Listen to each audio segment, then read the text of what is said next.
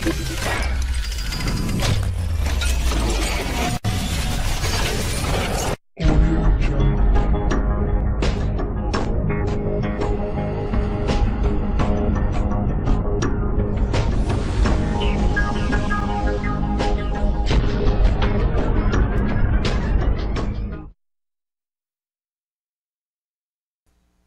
welcome to Viewpoint from Overseas. I'm your host, Faraz Darvesh. Yes, today we have a very important topic with us on the table. We all know about the Iran deal. President Trump has pulled out of Iran deal. So Iran deal is no longer supported by US. Now, what will be the implication of US pulling out of this deal in Middle East? Are we preparing for a war against Iran? Looks like Prime Minister Netanyahu and Saudi Prince Mohammad bin Salman has been supporting President Trump's initiative or his action of withdrawing from the Iran deal. There has been lots of pressure from Israel and Saudi Arabia to pull out of this deal, and President Trump has done so. To discuss the implications of this and whether Israel and Saudis are getting ready to move against Iran, or is US getting ready to move against Iran? We'll go in the deep dive. I have with me Riaz Haq and Misbah Azam. Riaz, let me begin with you. Tell me, how do you see this? I mean, has the US lost its credibility? Yeah, I think the reality is that with the change of administration now, we basically have the old neocons back in power. You have people like Bolton there, who's always been opposed to this deal. He's the national security advisor for Trump. Trump himself has been very hawkish on this deal, against Iran on this particular deal. Israel, Netanyahu has been pushing for it for some time, as well as the Saudi Crown Prince Mohammad bin Salman.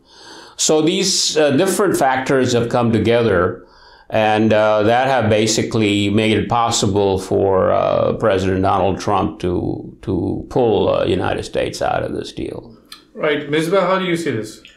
Well, it was expected actually when Mr. Trump came in power. Okay. That time it was happening, and especially after this was one of his election pitch. And after he took Mr. John Bolton, sometime he has a very famous statement that let's not worry about Iran's bomb, just bomb them. So of course they are very. He's very enthusiastic in that. So, what is the role of Israel and Saudi Arabia in this? Well, because they've been opposed to this deal ever since. Yeah, because see, they both have their interests converge here. If you see overall the Middle Eastern situation, that Saudis have a problem, and they were worried about the growing influence in Iran. As you know, that eastern Saudi Arabia, where there is all oil fields, they were predominantly populated by the Shiite Muslims who've been oppressed by Saudi regime. Exactly. But so that is one concern of Saudi Arabia. Then second thing is that this is the Arab versus Ajam war going on with their some kind of trouble going on for centuries. So is Iran and is Saudi and Israel alliance, is it an open secret, or is it no longer even a secret? No, there is no secret about it. They were even not now, some years ago also, they were talking about even the previous king Abdullah, probably his name was, he even gave this statement some years ago where he says that if Israel is ready to talk about the Palestinian issue and resolve it in certain way, we had no reason not to recognize Israel. Let's take it over to Riaz. Riaz, are we seeing the change in the dynamics of Middle Eastern politics? Now new alliances are being formed? Yeah, I think if you go back in history, you will see that since the breakup of the Ottoman Empire, the rebellion against the Ottomans was actually supported by the Western powers, by Britain in particular, but also the French. And after they got rid of the Ottomans, they broke up the empire. They divided Middle East into lots of different countries. And in fact, some of the countries they created are very small, but have lots of oil. And the reason for that was that after the Industrial Revolution, they realized that the energy resources are extremely important for the economic well-being and security of the West. So their policy has been to essentially divide and rule the Middle East to ensure that they have all of the energy supplies that they need available to them. And this is basically continuing. Now, after the colonial powers left, the Americans took over, and Israel actually was created by the British. Palestine was a British mandate given to them from like 1920 to like 1940 or something, 45. They promised Jews that they're going to create a state of Israel there in the Balfour Declaration, and then they did create the state of Israel. But after the state was created, the Americans have become its main patrons. It has been patronized by the United States, and in a way it serves the American agenda in that part of the world. It keeps them off balance. It keeps the Arabs fighting with each other. And whenever things start to calm down, Israel actually tries to make to create trouble again. So are Israel, US and Saudis getting prepared to go against Iran? Yeah, I mean, you know that just after the announcement by Mr. Trump, Netanyahu was emboldened, and they actually launched a massive attack against Iranian targets in Syria.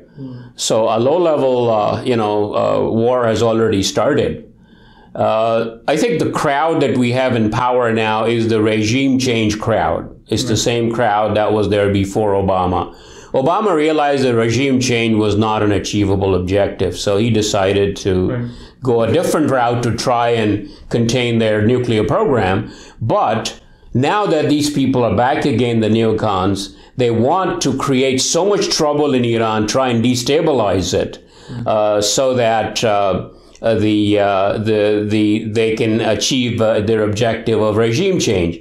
Even if they don't achieve the objective of regime change, they will destabilize Iran to such an extent that it will become very weak. How would they do that? You mean from internal destabilization? Yeah, I think one of the things. One of the things that has happened as a result of these decisions is, on the one hand, the hardliners in Iran have been strengthened. Because they have always been saying, don't trust the United States. The United States is not trustworthy. Now they're saying, well, see, didn't we tell you that? And then the people who trusted the United States, the liberal elements, Rouhani and people like that, they have been shown to be, weak. They have shown to have been taken for a ride. But at least that is the impression that's being created. Iran's economic situation is very bad and getting worse.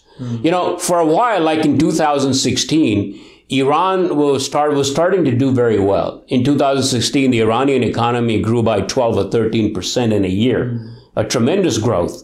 So it seemed like it was bouncing back, and they were getting dividends of the Iran deal. But then after Trump took over, things started to go south again because everybody was afraid they'd stop investing in Iran. And the Iranian economy last year, in 2007, only grew like 3%. So Iranians are hurting very badly. Inflation there is about 30% now. The value of the rial, the Iranian currency, has dropped by a third in just the last few months. So there's a lot of uncertainty, and in that uncertainty, there's not a lot of new investment coming in.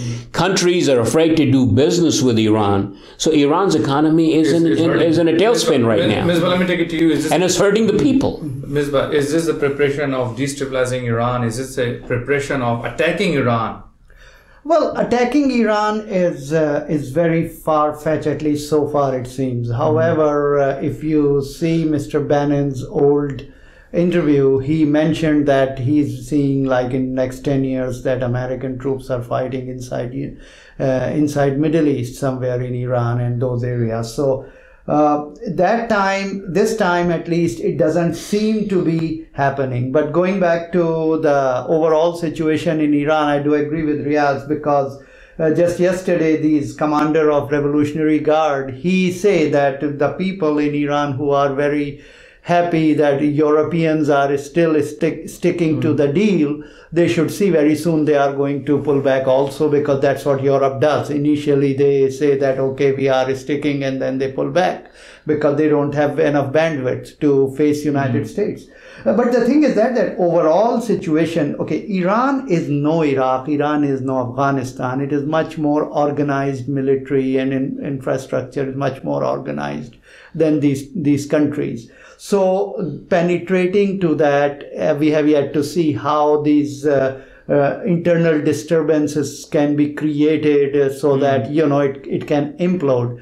See, the second thing is that initially, like countries like Pakistan may feel some sigh of relief, which happened after Mr. Bolton took over power, because now they see that due to these sanctions, US will not let India spend money, investment in the roads they wanted to make in Chabahar and the big expressway they were making. But the thing is that in the long run, Pakistan can be under severe pressure if any kind of action, I'm not saying military action directly, some kind of indirect action would be done by US. US would be pressuring Pakistan to let them use Pakistani soil to infiltrate to Iran. And these are the dangerous things for the why would they even region. use Pakistan as well? They can just enter from Afghanistan. They can enter from Afghanistan, but the thing is that in Pakistan it is easier, and this Jandullah and all that, they were more organized in the border area. In the border area. Yeah, in the border area, so they can kind of upgrade them and do that. Closing remarks. Iran even some kind of blaming Pakistan. There was a time that these Jindullah people coming from Pakistan being supported by CIA. Supported by CIA. Exactly. Right, that's what the Iran allegation was. Riaz's closing remarks on this. Yeah, I think the big concern is that for Pakistan in particular is that we already have an unstable Afghanistan. An unstable Iran will make things worse for Pakistan. Iran is a very important country. It is our neighbor. And whenever things happen in Iran, particularly when they see this as a sectarian war between Iran and the Saudis and the Arabs, people in Pakistan itself start fighting. They have proxies there. And that may create some more instability inside Pakistan. So I think there's a lot of concerns about that Pakistan has to worry about. Iran, at the same time, Iran obviously does not have the wherewithal to stand up directly to either Israel or the United States. What they may do is respond asymmetrically to the American and the Israeli aggression. They may start to fund the Taliban. They may start to fund the Hezbollah and other forces in other parts of the world. No, they may make it bigger. They may actually step up their efforts to try and attack American and Israeli interests.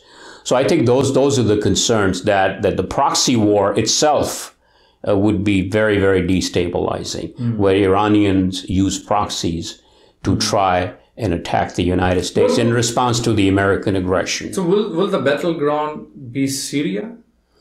It's already Syria, but it could also be Afghanistan. I think that's the bigger concern. The war could come closer to Pakistan. But then Saudis can easily exploit that Shia-Sunni divide, and they have always done that. No, but I think Afghanistan is a very different issue. The big problem in Afghanistan is that you have US troops there, and you have the Taliban. And in fact, the Americans are already accusing Iranians of supporting the Taliban. Right.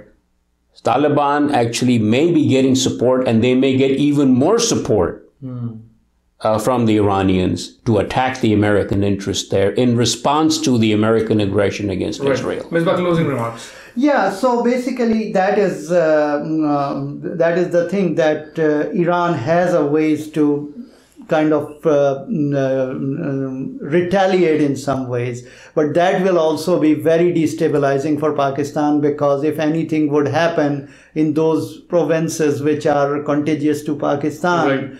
So there's something go wrong, of course there will be an inflow of the refugees, right. And you don't... And they might just simply blame Pakistan for it. Of course, they will... They're already blaming Pakistan. Yeah, they are already blaming Pakistan for that. So these coming days are not good. Audience, thank you for watching. Hopefully we want to see stable Middle East. We want to see peace in Middle East, hopefully in our lifetime or hopefully soon. Until next week, goodbye.